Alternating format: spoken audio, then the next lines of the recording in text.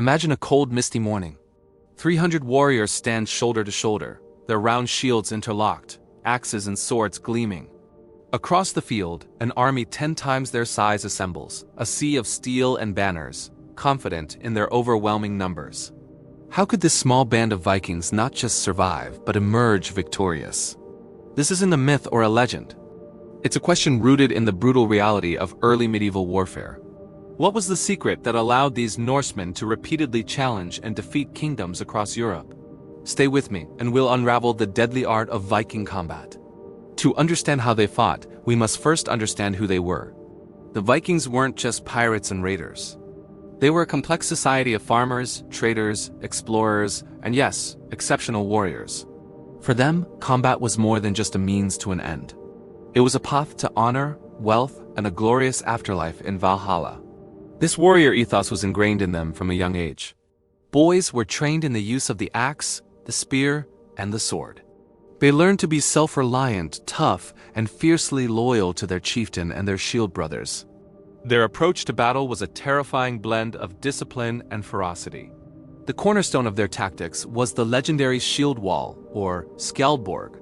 This wasn't just a static defensive line. It was a living, breathing fortress of wood, steel, and determination. Vikings would lock their shields together, creating an almost impenetrable barrier against arrows and cavalry charges. From behind this wall, they would thrust with long spears, while others would step out to deliver devastating blows with their iconic bearded axes, designed to hook shields and crush helmets. But it wasn't just their formation that was terrifying. It was their psychological warfare. Before the clash of steel, the air would fill with the thunderous roar of their war cries, the pounding of weapons on shields, and the terrifying sight of the berserkers warriors who fought in a trance-like fury, seemingly immune to pain and fear. This calculated chaos was designed to break an enemy's spirit before the first blow was even struck. Now, let's reconstruct a typical battle. Picture this. Our 300 Vikings have chosen their ground carefully. They stand on a slight rise, forcing the larger army to charge uphill, tiring them out. A narrow front, flanked by a dense forest on one side and a river on the other, prevents the enemy from using their superior numbers to surround them. The first wave of enemy infantry crashes against the shield wall. The sound is deafening: a crunch of wood, a clang of steel, the screams of the fallen. The Viking line holds, absorbing the impact, pushing back with coordinated force. Arrows rain down, but most glance off the interlocked shields. The Vikings don't panic. They are disciplined, holding the line, trusting the man next to them. The enemy commander, frustrated, sends in his cavalry. But the Vikings are prepared. The front rank of the shield wall lowers their spears, creating a bristling hedge of sharp points. The horses rear and panic, their charge broken. The shield wall breaks apart, not in chaos, but in a controlled, explosive charge. Small, cohesive units of Vikings surge forward in a wedge formation, the Svinfylking, or boar's snout, designed to punch through the now disorganized enemy lines. The fighting devolves into a brutal, close-quarters melee.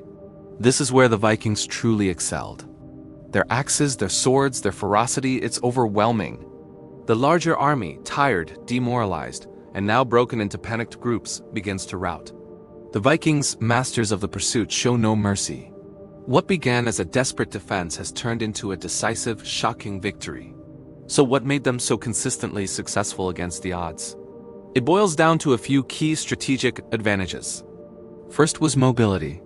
Their iconic longships allowed them to strike anywhere with lightning speed, appearing suddenly from the sea or rivers, hitting targets deep inland, and vanishing before a proper defense could be mounted. They chose their battles, fighting on their own terms. Second was their unparalleled discipline. While many European armies of the time were feudal levies with varying levels of training, every Viking warrior was a seasoned fighter who understood his role in the shield wall. They fought as a single, cohesive unit, not as a collection of individuals. Their equipment was also highly effective, simple, but robust and deadly in trained hands. Finally, and perhaps most importantly, was their leadership. Viking chieftains were not nobles leading from the rear. They were the best warriors leading from the front line. They earned their authority through bravery, cunning, and success in battle. This inspired incredible loyalty and courage in their men, who would follow them into the most desperate of fights. This combination of speed, discipline, and inspirational leadership created a military force that was far greater than the sum of its parts. They weren't just raiders. They were sophisticated strategists who understood the art of asymmetric warfare. The legacy of the Vikings echoes through history.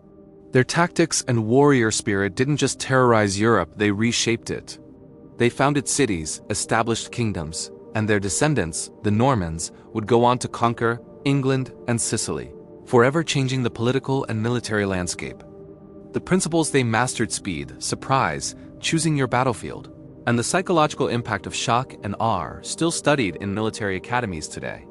They prove that in warfare, it's not always the size of the army that matters, but the skill, strategy, and spirit of its warriors. The story of the 300 against 3,000 isn't just a tale of brute force.